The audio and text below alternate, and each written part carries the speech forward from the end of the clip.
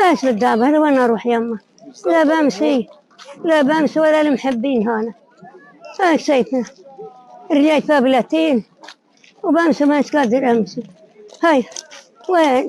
اليوم حكوا انه في ترويحه على غزه على الشمال، يعني على الشمال، فانا يعني قلت بدي اروح. طبعا معي انا عندي بنتي كانت نازحه معي. والله الناس كثير دخلت على فكره، كثير ناس دخلت بس بدري. وطبعا هاي في رسائل انه الجيش الاسرائيلي انه سمح للنسوان والاطفال ل 14 سنه الاطفال انهم يعدوا. احنا يعني اجينا حسب كلام الناس. طبعا الناس هنا كتير كتير كتير كتير، لانهم عن جد الناس حابين يروحوا مشتاقين لبيوتنا. انا حاطه حالي بخطر انا وابني طبعا، وبس عشان اعدي، وبرضه حكمل الطريق هالوقت ونشوف. فقررنا المجازفة هذه المرة والعودة إلى قطاع غزة لمحاولة كشف الجرائم الاحتلال الإسرائيلي هناك.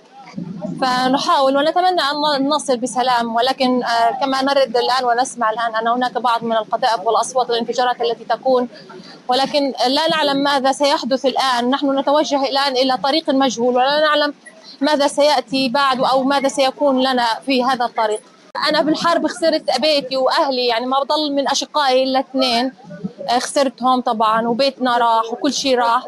ومع هيك أنا رايحة أتفقد بيتنا اللي تدمر ومنطقتنا وحارتنا ومكان شغلي اللي طبعا كله تدمر. مستحيل نسيب داري.